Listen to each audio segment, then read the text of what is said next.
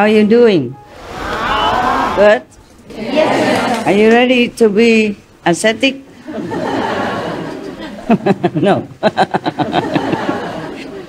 Last night, I went to have a little meeting with the God, and they told me, we should go kitchen. So, okay, we went to the kitchen. My, what an ascetic life. So many food. I keep giving away and then keep coming more all the time. That kind of asceticism, huh? I think that God was trying to tempt me, you know. See if I can resist all this beautiful food. I told him I can't.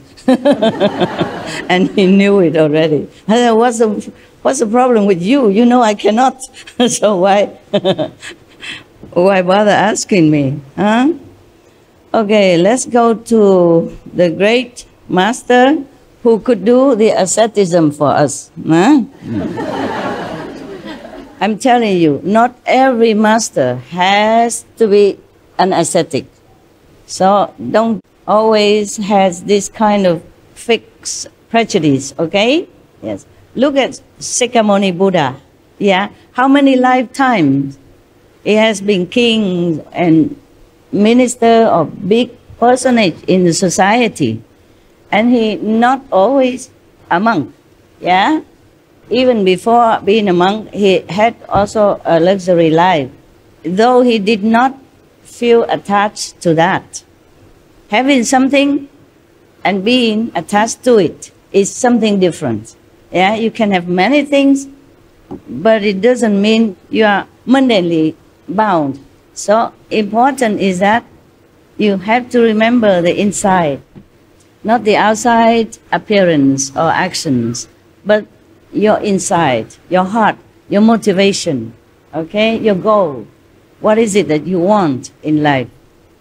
If you are a CEO of a company, or if you own some big business, then you have to dress accordingly and go on maybe a limousine, huh? Instead of just some small vehicle or motorcycle, okay?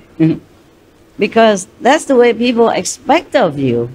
If the king of a country goes to the court and wearing like a beggar clothes or maybe jean or something, you think it's appropriate? Yes, no? No. Yeah. If the president of a country going out to see people or anytime, you know, he's just wearing shabby clothes or broken dress and flip-flop, you know, do you think people, the society will accept that? Yes or no? No. Good, good. Now you can talk. When you should open your mouth, please do it. And when you are on retreat, please close it. Save your energy, save the blessings, save whatever you can to help you progress. Now, so not like any master at all have to be an ascetic. It doesn't have to be that way. Yeah. But if you can, just simplify your life. Whatever you need, keep. What you don't need, give it away, sell it, or throw it away if it's not useful anymore. Simplify your life whenever you can. Wherever you can. At home, okay? At home. Of course, I can simplify my life better, yes.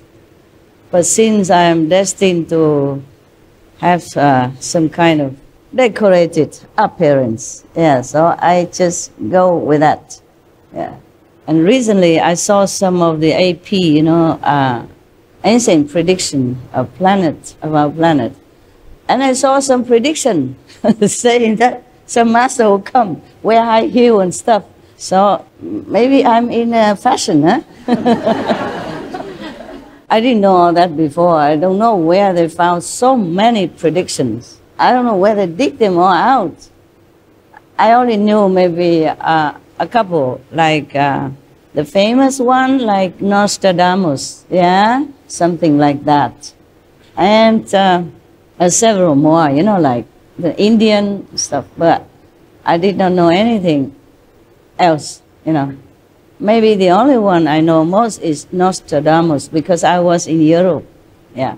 At that time, it didn't apply to me. I was just a girl working, yeah, and then get married. So I just read it somewhere, very fleetingly, fast, turning the pages, but not really knowing much about it, because everybody says something about Nostradamus, so I also read it since I was there. I was studying French, so maybe I'm just trying to practice reading. And it's something like prediction is more interesting, you know, it's more catching your attention to read, that's all. I read some, but not all. My French wasn't all that good at that time. And it's worse now. I don't think it gets better. It's getting worse. Out of practice, it's like my mandolin. So many of the master, for example, the latest Sikh master, yeah, he dressed himself like a king. He's not ascetic at all, yeah. He wear beautiful jewelry, you know, long bits of pearls and other, you know, very elegant outfit and accessory, yes. He doesn't look like Guru Nanak. Guru Nanak was the first guru of the Sikhism. Not that he found ism or anything, it just happened to be after he died, or maybe after some time. Just like Buddha died and we have Buddhism out of nowhere. Don't even know who found it. But people would say, Buddha is the founder of Buddhism. Nonsense. He never did. He never cared about anything like that. And like the Sikh gurus die and become Sikhism. Christ died, become Christian, etc., etc. And the Guru Nanak was a very, very ascetic master and enlightened saint. He walked everywhere.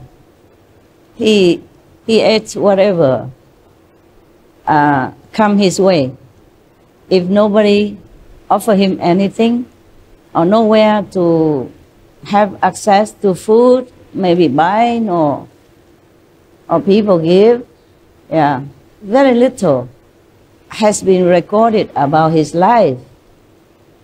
But for some of the story, you know, I gather, you know, behind the nuances of the line, I gather that the Guru Nanak was an ascetic, yes, because he walked everywhere and he just eat like berries and something like that, yes. But maybe later when he became more well-known, then people would give him maybe a place to stay and some food to eat, a disciple offered to him. But normally he's not the luxury one. I read in some story like one time he and his attendant disciple walk around somewhere, you know, go in some places, and then the disciple say, oh, there's a party going on, you know, downtown. I should go and get some food and all that. But the Guru Nanak did not care, you know. He just get some berries in the forest and eat them. Thus I knew that he wasn't all for fame and glory or anything like that. But the 10th, the latest Guru of the Sikh, he dresses like a prince and a king. Very beautiful, very luxurious, yes, and very dignified. Just like a royalty, you know. And some of the other master or teacher like Kuan Yin Bodhisattva, I don't think she's an ascetic though. She wears beautiful clothes, yeah? Not overly decorated, like your master maybe, but she does wear beautiful clothes. Maybe that was afterward, huh? Or maybe that is her real image when she appeared to the people, in the world, to save them or help them in some way.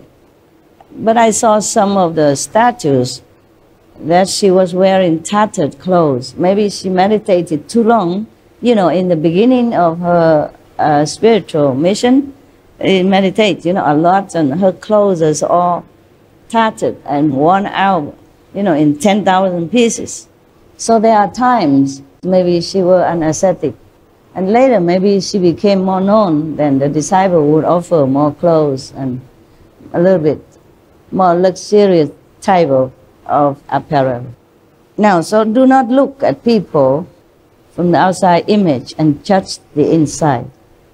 Just like some kind of precious stone is hidden inside rough-looking, ugly rock, yeah?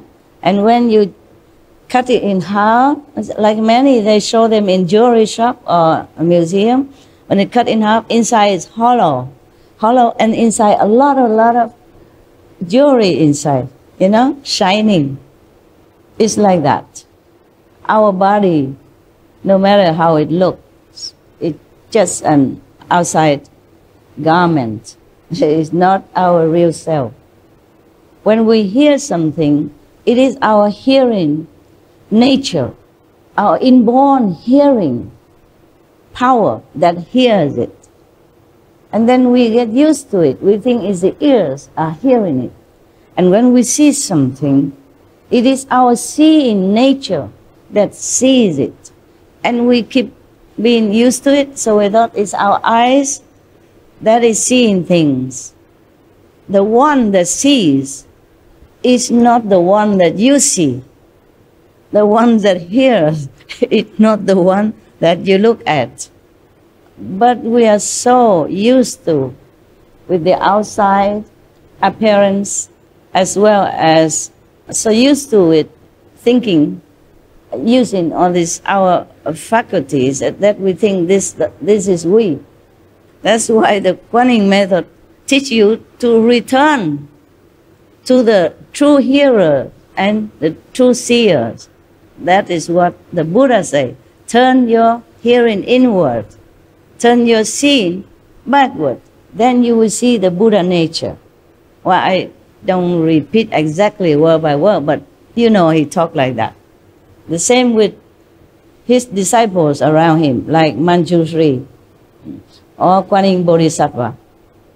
The name Kuan Yin or Avalokitesvara, Sanskrit name, Her name meaning contemplating on the sound of the universe, of the creation actually.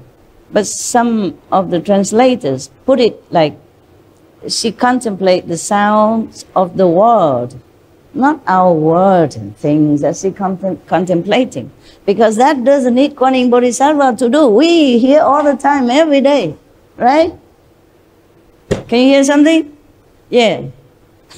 We don't need Avalokitesvara to tell us, listening to this and that. Huh?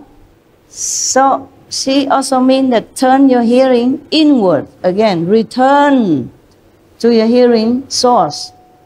Return to the owner of this body. Return to your own self, your real self. That's what many masters told, but not many people do.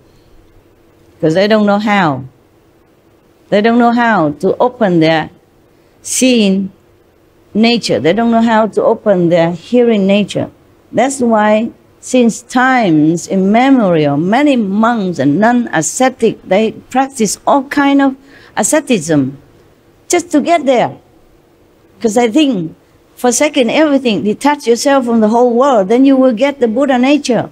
It's not like that. It's not that easy. The Buddha's or Christ's nature is not like a business that you can exchange it for something or buy it with some sum of money or jewelry. No, it's something priceless, precious. We must find it by a very special, precious way. How many ascetics, renunciates people has been forsaking everything, wife, kids, kingdom, wealth, even don't eat or eat only very sparingly or once a day and don't get nothing. one of the high monks told some of the monks in some of the temple, because they were sitting in meditation. And the master asked, "What are you guys doing?" Say, "We are trying to meditate to get enlightenment." So the Zen monk, he take a piece of stone or brick, and he keep firing it on the floor. And the monks ask him, "What are you doing?" He say, "I'm trying to make a mirror out of this stone." And the monk say, "How can you make a mirror out of this rough and useless stone?" And the monk say, "How can you get enlightenment sitting there, idling, for nothing, useless? You can sit until thousands of years, and all the world come and go, and things are reborn and destroyed. You will never get anything if you don't get it right."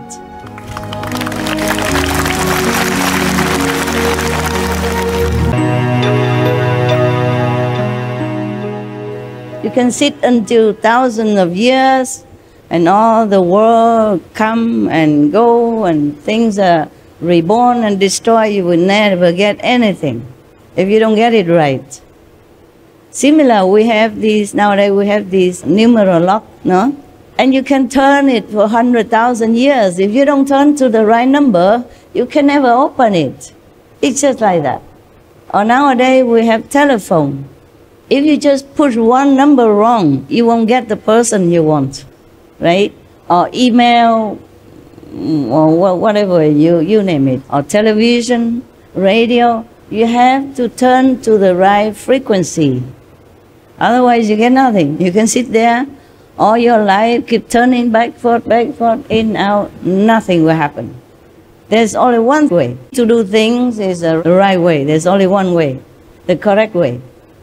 And the Kuan method is the correct way to get enlightenment. I mean the real one, the ultimate one, and the right one. Buddha said that, huh? Don't think I try to convince you. Yeah. All the masters say the same thing. If you have time to study all the scriptures, here and there, they mention like that. But only after you practice Kuan method, then you would understand. And the same like when they translate, like Kuan Bodhisattva contemplates on the sound of the world. Actually, on the sound of the creation. The world is creation, of course. But not the created sounds like the bird chirpings or the waves of the ocean. Even though it mentioned in even Lotus Sutra that Kuan Bodhisattva contemplates. She has inside her or him this wondrous sound, like the sound of the water, the sound of the tidal waves, the sound of etc., etc. In the Bible, mention the same thing. One of the saints ascended to heaven and hear the sound of thunder or something like that. So these we, Kuan Yin practitioner, would understand perfectly clear. But if nobody pointed out to you, and if you have no experience about it, you would also not understand. Many Zen stories saying that one monk, he was meditating and then suddenly he heard a very loud, big sound, That's after many years of practicing. Yeah, suddenly here one time. Maybe never hear it again. Because it's just like a coincidence that he heard it. Not like he knows the way to practice so that he can hear it every day. The more we hear this teaching, inner teaching, or our own true nature, the more we understand many things. Yes. The more we will feel free. The more we feel that we are nearer to Buddhahood or nearer to heaven, or maybe already with heaven, with God, one with God. That's the only way. Up to now, I practiced this many ways as well before Kuan Yin method. I do breathing, I do Hatha Yoga, I do pranayama. It's similar to breathing, yeah, okay, etc., etc. Some monks in India, I'm not sure if they do it in Taiwan or China or other country or not, but in India, they practice so many things that you have no idea that the human are capable of doing that. Sitting on the nails, the bed is nothing yet. Standing on one leg forever is nothing yet. Hanging your hair on the tree just so that you don't ever fall asleep or fall down, that's nothing yet. You know, like sometimes they put a long, small, thin piece of cotton, long, very, very long. They put it through the nose and go all the way down to their stomach. The whole thing, huh? I don't know how long, just maybe more than a meter at least. Even for me, it's just 10 centimeters, it's already suffering. I won't do it. And they do that, all kind of things. Bathe in freezing water, it's another thing. You know, in the Ganges, freezing water. Well, that I did. I thought maybe to clean my karma. But they do that all the time. And soaking themselves in there until they become even like an ice cube. Or burning under the Indian high summer sun with the fire around it as well. And the summer sun in India, some place they can burn your skin. 1st or 2nd degree even, if you sit too long. But they do that all the time. Of course, maybe slowly get used to it, not like immediately shave the head and go sit under the sun for hours on end. It's not like that, but still, it's still very, very, very harsh, the sun of India. No? I almost died because of Indian sun. I went to Bodh Gaya, you know, in my wandering time to see Buddha's Bodhi tree. It was in May, it wasn't high summer yet. And then I walked, I didn't know, I didn't think too much. I normally don't think too much. I go to the Himalaya alone, also didn't think much. I go under the summer sun, I also didn't think much. It's just too much focus, you know, on my goal. And I got sunstroke. I almost died on the street. Because when you walk in such a sun, it's like you climb in the Himalaya mountain, you know, or the Sumeru, you know. Yeah, you cannot even walk. You walk is like you walk in a dream, you know. You cannot even walk. You walk like you carry mountains on your shoulder. Every step is like so laborious. I don't know why I did that. Just too young. Too young and too idealistic. I did not think too much about the outer effect or the outer situation. I just want to do what I do, and I forgot that. And I almost died. Luckily, I dragged myself into somewhere, and then it was a temple. Yeah, and then I take a rest for a while. That's the first time. The second time, I almost died again and found another temple. The first temple was tended by an Indian man, but he cooked vegan for me. Just congee and some of the... I told you this story already, you know, maybe a little bit more elaborate now as I remember it. And then I said, how did you know how to cook rice congee? He said, my master taught me. I said, who's your master? A Taiwanese monk. I was very lucky. I almost died. Without this food and without the shade to rest, well, I still, even with that, I went to see the Buddha Bodh Gaya. I want to see the Bodhi tree before I die, before I almost die on the way back, you know. And then in front of the temple, I almost collapsed. And the man took me in, gave me, you know, thing to drink, and I didn't even have anything to drink with me. They don't sell things on the road, you know, all the time, you know. I was walking. It was not that convenient. And so after that, I recovered, huh? But I did not learn, huh? Next time, I want to see Varanasi, the deer park, huh? I want to see the first Buddha preaching place, and I had to see it. And I walk again, under the sun again. I almost die again. Luckily, in front of another temple. That temple is actually is a Tibetan temple. And you know, Tibetan monks, not all of them are vegetarian, huh? Yeah, almost all of them, almost.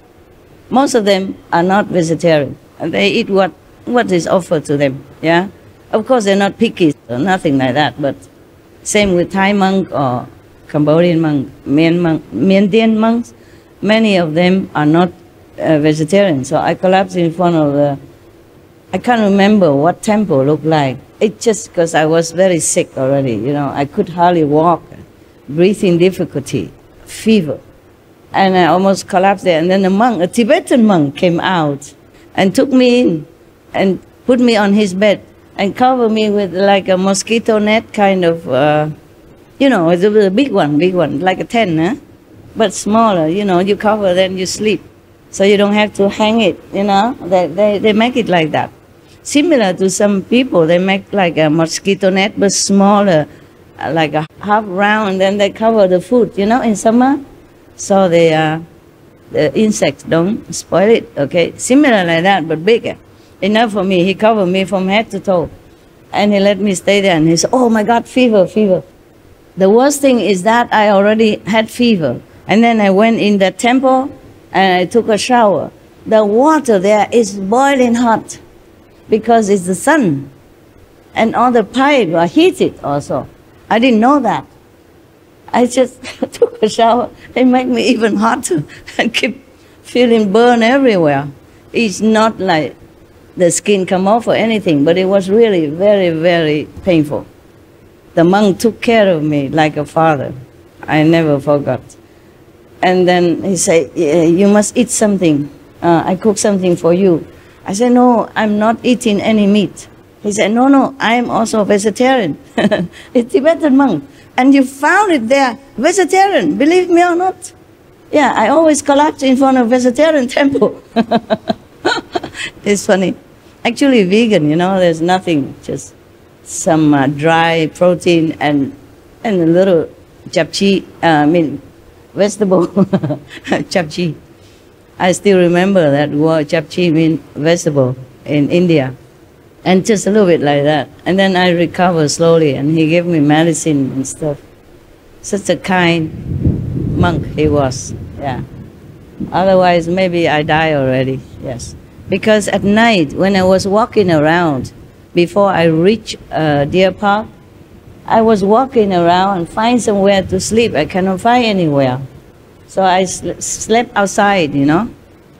I slept outside in the open, alone. And the mosquito or some insect is also giving me some present, make it even worse.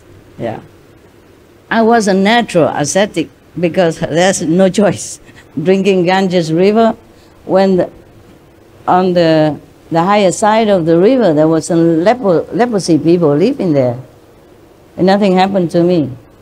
I drink all kind of water, nothing happened. It's just the sun. Just make trouble. But that did not give me any enlightenment, huh? All this kind of asceticism. It's just natural. Number one, I didn't have a lot of money. Number two, I did not have enough facility to cook. Yeah? Number three, I don't have anywhere to cook. I cannot carry a lot of stuff because I'm small. I can only have one blanket or the sleeping bag at that time. And just 2 pairs of clothes similar like this. Punjabi clothes, yeah, that's all. And a staff, of course, for walking, yeah. On the mountain road, you need it. You need it very much for climbing up and coming down to balance yourself. Otherwise, if you just walk alone without a staff, you might slip, okay? Yeah, either going up, slipping down, or going down and slipping down. Yeah, so that's all I have. So you can see many monks in India, they have a staff also for that. Yeah. So, do you have enough asceticism yet? Because the master will teach you more than I can say, more than I have done. The master Mahavira will teach you more. That is just a prelude, okay? Just appetizer for you. Now come the real thing. I don't know if anyone in the history of mankind could have done, or could be doing, or will be doing such a asceticism, such a sacrifice, like the Lord Mahavira, okay? That's why I want to to read it to you. By the way, we have to thank the society who made it. That society is called Sunny Publications in New Delhi. We really thank them. And if we can find them, we will offer some financial offering so that they can continue publishing more books to spread the teaching of Lord Mahavira. We thank them, huh?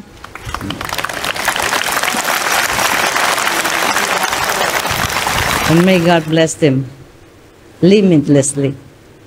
Okay, now it is the great renunciation. It was the 10th day of the dark fortnight of the month of Marxist Sanskrit. I don't know a lot of Sanskrit, okay?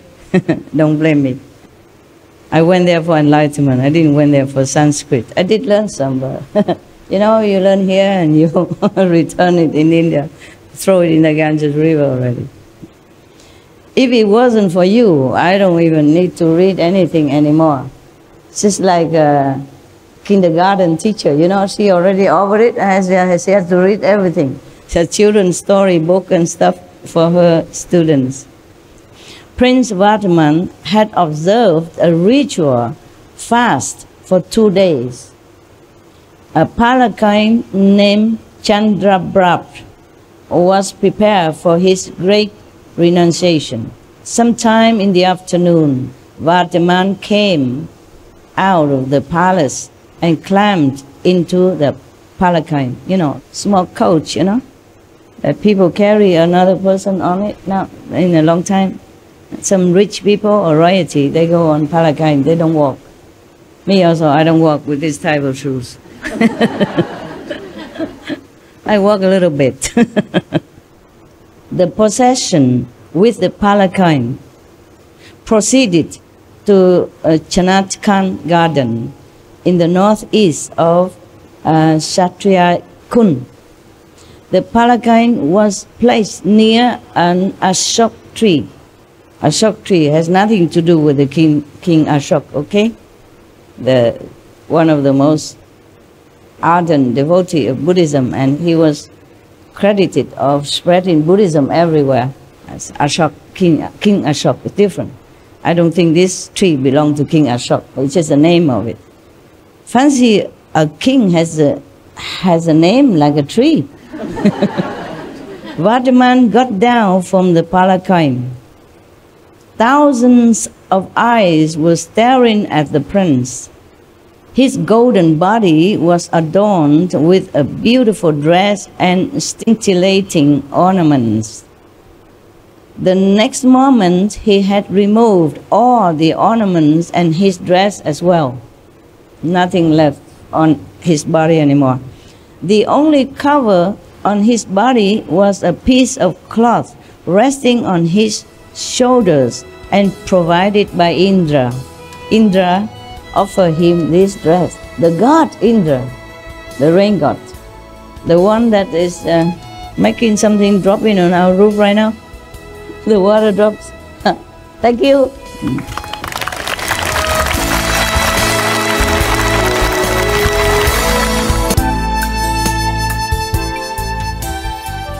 Before he renounced his royalty style of life, he went on fasting for 2 days. That was a ritual, you know, to cleanse yourself, purify your soul, body, and mind before you became a monk. Huh? Did you try? Any of you try 2 days, 3 days fasting? Yes. Yeah, the monks okay, but you, how many days? How many days? 2 days. The second day is the worst. If you continue, you can do it for a longer time. The first day is not too bad. Your will is still strong. Your determination is unstoppable. The second day, this is the worst part. I talk from my experience, yeah? But if you pass the second day, then the third day, fourth day, fifth, sixth day is piece of cake. I used to fast sometimes for weeks, yeah? And I told you already, one time I was like a breatharian, huh? I just quit eating just like that. No preparation, nothing. And then don't feel hungry or anything like that. I did again some other time. Don't feel hungry or desiring the food, anything. And I tested myself by going out in a very busy restaurant where my favorite foods are prepared all day. I sit there, order some drink, but I won't drink, okay? Order some food, but just to look at, to see how my body or my mind reacted. Nothing happened. If you're determined to do something, it won't happen. But if you just do it in a whim, you know, without purpose, or without goal, then you will fail very quick.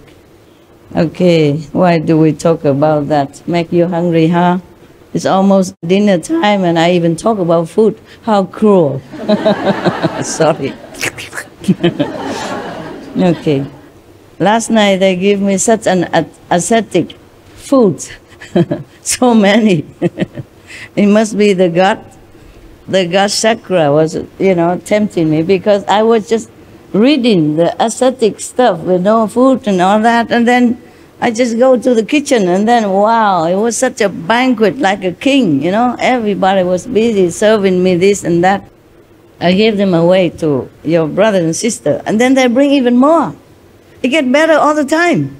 The temptation, it just mounting in pressure, you know. So I gave up. Yeah, never mind. It was very good. No wonder you all want to follow me, huh? Every day like that. Wow. Eat together is even more tasty, you know. So after the prince fasted for 2 days, then he began his renunciation. So according to tradition, first he climbed onto this luxury coach, yeah, car, carried by attendants, decorated beautifully. He himself also decorated most lavishly, yeah. Actually, it's a true renunciation, huh? Because if you have nothing to give up, then what for you renounce? You renounce what? Just like the poor people say, I don't care about money. No? He doesn't have anything. And then he got down from that coach, and then he took off in front of thousands of witnesses, yeah, because everybody has to know. Since he's a prince, yes, so all the citizens know about it, know about this ritual ceremony. So they all came surrounding him and look at him. So in front of thousands of witnesses, he took off all his luxury and ornaments and even his dress. He has only one piece of cloth that's offered to him by Indra. You would wonder how Indra, a god in heaven, would be able to give a dress to a mortal at that time. You know, a mortal like Vardaman, Prince Vardaman. Who knows? Who knows how? How a god can do that? Huh? No? Man, you always pretend to not knowing so that you make me feel good, huh? Well, thank you. Anyway. Well, he can manifest it himself. He can manifest like a human. Because they manifested many times, these gods. How come you don't remember? They manifest into a physical realm as a body of a human or any animals or birds or whatever. Either to test you or to praise you or to give you something. You forgot, huh? God Indra. Remember he went to Vardaman Prince school when he was 8 years old and tested him in the form of the old Brahman. Tested the teacher, and teacher cannot answer. And then Vardaman answered him. Yeah. And then another time, remember the gods appear in the form of the cobra, and then a giant to carry the little 8 years old boy prince. Yeah, remember that? They can do that.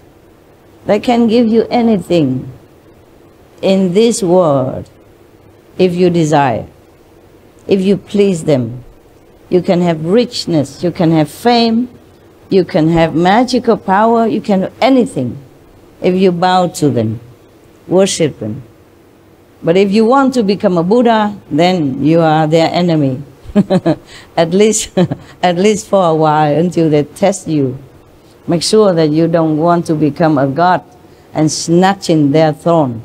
Imagine a god thinking like that and having jealousy and attachment like that. How about us, the mortal? And they always like criticize us, condemning us, saying, oh, you know, you're greedy, you're desirous of things and pleasure and stuff. How about them? Huh?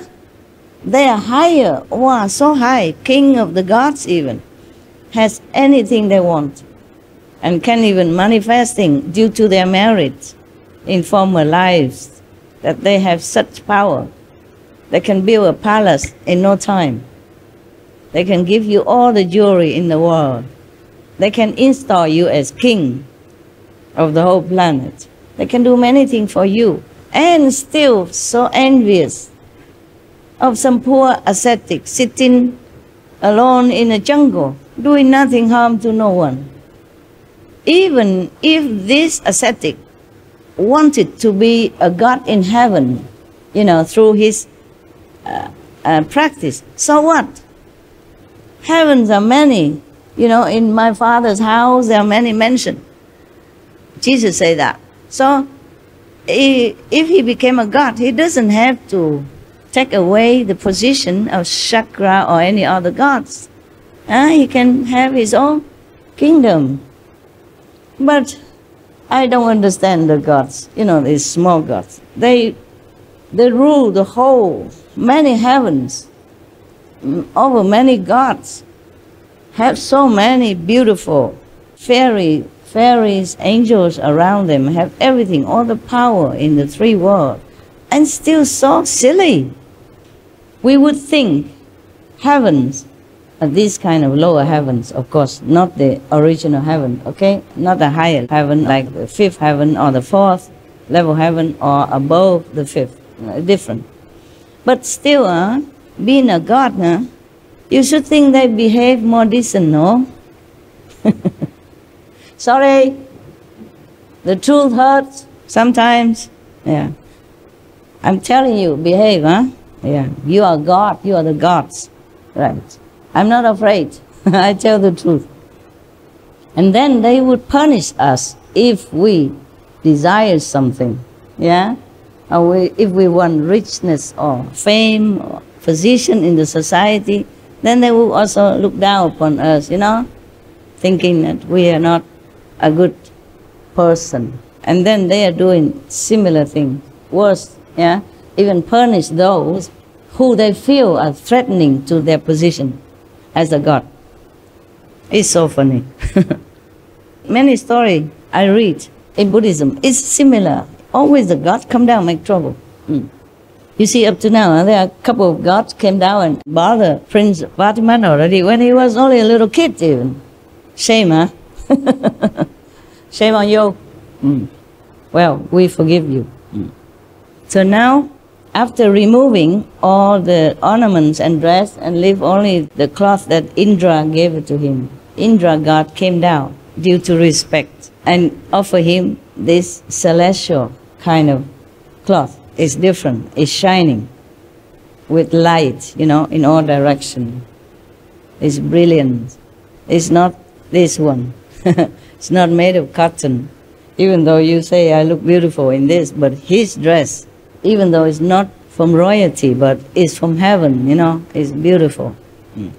The same with the kashok that offered to the sixth patriarch, Phuơng, that was passing down from a long lineage of enlightened master. It has different energy than it's just a normal dress, a normal kashok, mean a monk's robe.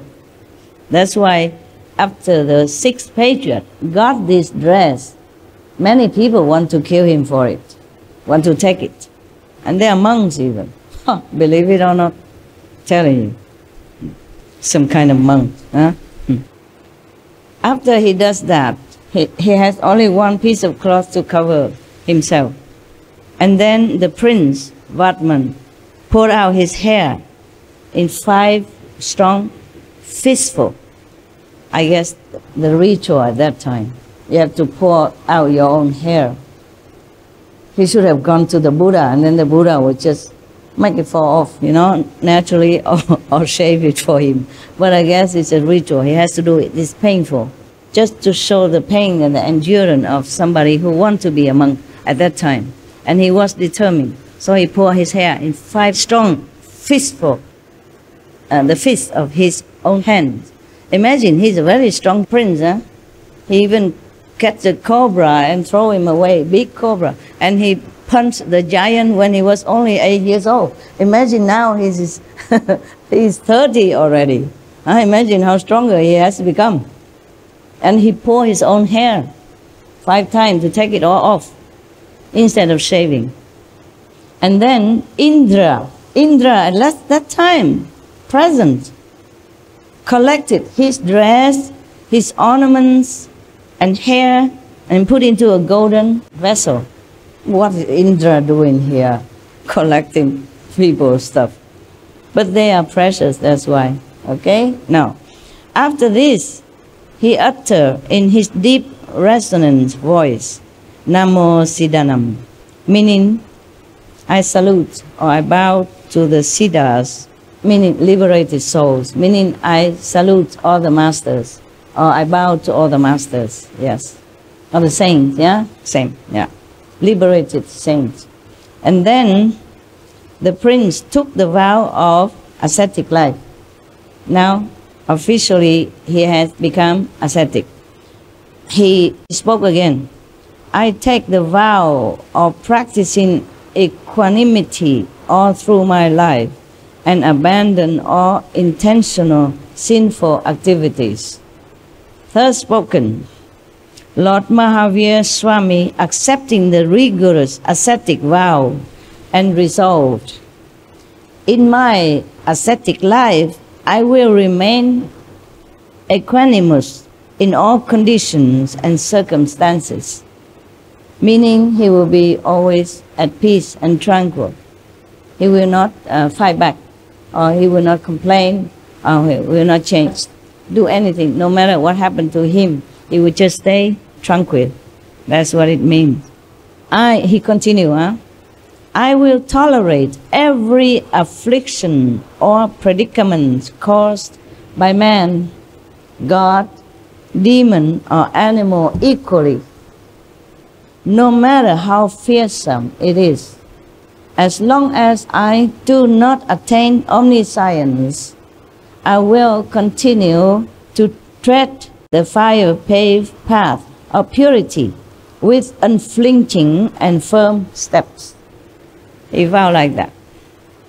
A wave of reverence started, and thousands of heads bow with reverence, and thousands of the throats utter in unison, Victory be to Shraman Mahavira. This is the name, is the title for monk now. He's Shraman Mahavira now, okay? Yeah, or Swami, similar. Okay. After the austere vow, the Mahashraman, means the great Swami, the great monk, they call him now, acquired Manapayavachanan, which allow him to perceive the feelings and thoughts of all beings.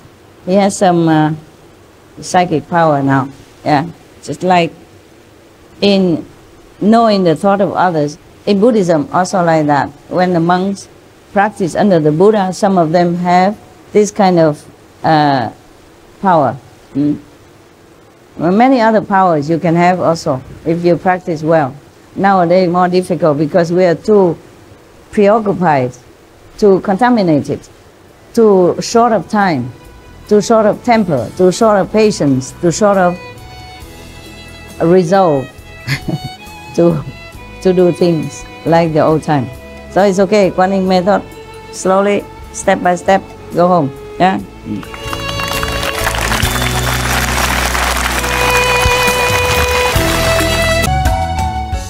His heart was filled with equanimity and compassion. His face beamed with a spontaneous smile. Why does he feel compassion after he have this power? Because he can feel what the humans or beings around him or in the world feel. You know, their sorrow, their pain, their frustration, their troubles, their helplessness, their suffering. That's why he has compassion for them. The masters, they all have all this. Just sometimes they have to shut it down, otherwise they cannot continue to do their job. The sympathy they have for all beings will collapse them mentally, emotionally, psychically, and bodily as well. No one can be able to really function well in this world, no matter how strong spiritually, if that person continue to open this faculty, psychic power to adhere in all the suffering of the world. The Kuan Yin Bodhisattva, she hears them, their pleas, only when necessary, only when they are desperate, and only for that person or those persons. She doesn't always have to hear all the suffering in the world, because that will be too much, even for a Buddha. Now, he walked with firm and steady steps towards the jungle without turning around or hesitating. Now he's going away to the jungle to contemplate. Suddenly, there was a feeble call from behind. The call of a pain-filled heart retards the movement of Mahashraman also, because it's so pitiful, a voice calling for help, that he slow his movement. Normally he doesn't want to slow. He wants to go steadfastly to the jungle. But then there is a voice, very weak and pitiful, calling for help behind him, so he slowed down. And then a wiry and weak Brahman, moving briskly with the help of a stick, arrived and fell at the feet of the Mahashraman. Tears were flowing from his eyes, and there was an expressive pain on his pitiable face. He uttered humbly, "O Prince Vardhaman, kindly liberate me. Give me something. Remove my poverty." Shraman Mahavira recognized this old man to be Samshama of Brahmakund. Long back, he used to come to the king Siddhartha's court. The charitable king extended him all help by giving whatever he needed. He was happy then, but he was not seen after the king's death. Samshama said, "Prince, I wander around from one state to another state after the death of King Siddhartha, my mentor. Wherever I went, my bad luck followed me. After 2 years of wandering in vain, I have returned home this morning. On my return, my family members informed me about your year-long charity. Everyone got what he desired, but I, the ill-fated, got nothing from your charitable hands. Prince, as soon as I reached home, I came to know that abandoning everything, you have become ascetic only today. Prince Vardhaman, please have pity on this poor destitute. Remove my poverty with your kind hands." This is impossible. The prince already renounced everything. He has only one piece of cloth on him. How can any man has a heart to come and beg in like that? People are really impossible to comprehend. And he's a Brahman. He has family even. Now he could do something to earn a living. But it just has to bother people like that. Became a monk already, has nothing at all, and still come and bugging. This kind of people. Brahman supposed to be the most noble class in India at that time, and still in some area now in India. Supposed to be the most learned, the most noble, the one that you cannot even treat unkindly or slander of any kind. They are revered like high priest, yeah, and behave like that. Imagine. Mahavira was filled with compassion, but today he had nothing more to give. Suddenly he thought of the divine cloth on his shoulder, so he tore it into 2 parts and gave half to the Brahman. The Brahman was filled with joy. What kind of joy is that? Robbing somebody who is already a monk and who has nothing with him anymore, and still feel joyful. Yeah? Being Brahman and all that. So the Brahman took this piece of cloth to a mender and inquired about its value. The mender said, "Brahman, how did you get this divine cloth? It is just a part of a whole. If you could bring me the other part also, I will mend it back into its original form, and you could sell it for 100,000 gold coin." Oh. The greedy Brahman ran back to Mahavira and followed him everywhere he went. Some Brahman, huh? After about a year, the remaining piece of the divine cloth fell one day from Mahavira's shoulder. Some Shama picked it up, got it mended, and sold it to King Nadivadan for 100,000 gold coins. Now, neglecting his body, the venerable ascetic Mahavira meditated just by himself, in blameless lodgings and wandering, in restraint, kindness, avoidance of sinful influence, chaste life, patience, freedom from passion, and contentment, practicing control, circumspectness, religious postures and acts, walking the path of nirvana and liberation, which is the fruit of good conduct. Living thus, he, with equanimity, bore, endure, sustain, and suffer all calamities arising from divine powers, men and animals, with undisturbed and unafflicted mind, careful of body, speech, and heart. All right. Any question about that? About anything? OK 哈，今天到这里为止。去吃饭的时间啊，要回家。好东西也不能吃太多 ，OK？ 我也不能念给你们听那么多，2天已经听很多了，以后再说，下个礼拜好吗？如果在的话，再继续念给你们听 ，OK？ 哎，念字还好啦，就怕有时候我多余解释很多东西，从一国跑到另外一国，从一个大师跑到另外一个大师，从一个故事跑到另外一个故事，就时间拉得很长啊，把你们饿坏了，然后巴士跑掉，你们走路回台北、高雄好长啊，走到下个月才能回去 ，OK？ 从这边跑到高雄应该多久时间啊？走路？半个月，那不错嘛，不错。那不能走路算了，留下来嘛。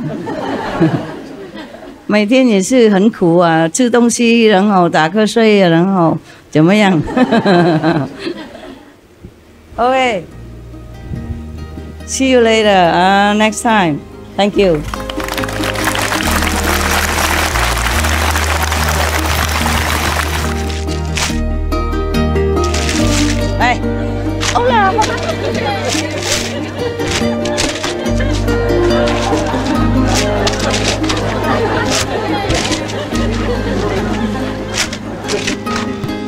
台湾哈，都不老呢，奇怪。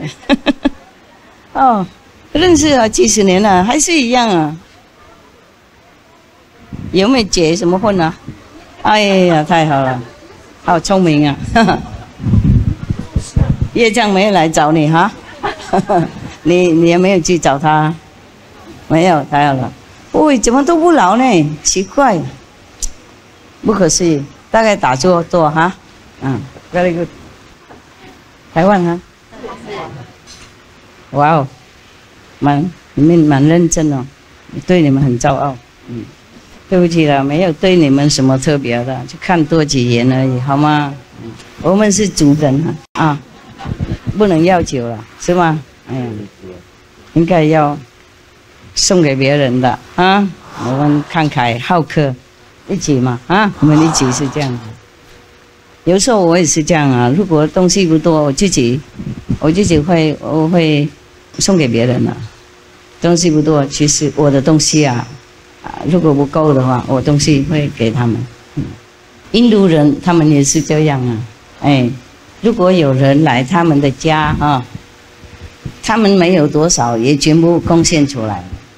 他们认为任何人来是的上帝来的，不是上帝派来的，所以他们对客人呢跟对上帝一样，很尊重，就没东西也全部拿出来。你们知道师父讲过一个故事，是那个嘎比亚那个僧人有没有？嘎比亚大师连他太太也想拔出来卖为了供养那些来拜访他的和尚还有那个过路的人，他们来的话是客人嘛，还好太太也没有卖，东西也拿到。记得故事吗？哦，不错。你们也不用这样这么过分，好不好？先生太太要自己保管 ，OK。他是大师不一样他做一些比较不同的事情嘛，所以让那个买卖的人比较怕。商店那个主人他很喜欢那个嘎比亚的太太。因为嘎比亚太太很漂亮，应该是这样了。然后他常常要他的太太不要，讨厌。然后就那一天嘎比亚派他太太过去那个商店要跟他借一些面粉为了回来要弄chapati嘛，因为刚好那一天很多人来拜访他，大概是徒弟或是牧羊者都有了 ，OK， 或是和尚都有，多数来都是和尚。那些印度的人和尚他们不分别你是在家人出家人，如果他知道你开悟，他就会来拜访你就对了。那么不够那个面粉弄chapati啦所以他派太太过去借一下，没钱过去要面粉哪里有然后那个商店的主人就说：“你留下来嘛，你跟我一个晚上的什么面粉都给你了，不用钱的。”那太太贼讨厌就跑回去，跑回去跟先生说了。先生说：“就这样子而已，你也不肯我带你过去。”好。他就把太太抱过去下雨嘛，怕太太弄脏弄湿，怎么抱过去？抱过去说：“刚才我太太不懂事对不起了，现在她是你的面粉给我。”哇，那个商店吓了一跳。第一，哪里有那么慷慨的先生，疯子的先生？事实上，在那个范围，他也大概知道嘎比亚是开悟的名字了，就是他太无名，没有跟着，又要他的太太，哪有这样子？隔壁邻居不好不过隔壁也是把太太拿出来贡献了面粉还给我就好了。结果那个人吓坏了，因为嘎比亚这么直那么真诚所以他吓了一跳。第二，他们两个为什么在雨从他的家跑那边也是一段路啊，下雨这么大，两个都什么都没有，没有一滴雨在身上啊，所以他怕了。他说：“啊，好了，不敢了，我刚开玩笑而已，哪敢啊！好，你要多少面粉，全部带走。OK， 还好我们台湾面粉很多，不用来教哈。OK， 也不要试看看啊，有时候人不那么好的啦。OK， 印度人他们不管怎么样。”无名怎么样，也知道修行的人，懂不懂？也是要尊重，也知道有这种修行人的力量，还有尊重，懂不懂？别的地方我不保证哦，不要乱吃看看哦，太太跑掉别怪我哦。真的哪有这种先生哈？连太太也卖掉，为了请客啦，啊？为了请客，你们会不会跟护法嫉妒啊？不会，我需要他们那些肌肉啊，懂吗？因为我都是看人嘛，有时候路不平啊，有时候会跌倒，他们再扶一扶也好。有当过兵比较有那种警觉性啊，懂吗？女孩子没有当过兵，男孩子都有，是有用了。OK。有时候我都看你们没有看路嘛，然后走路有时候不方便。Thank you 了，行。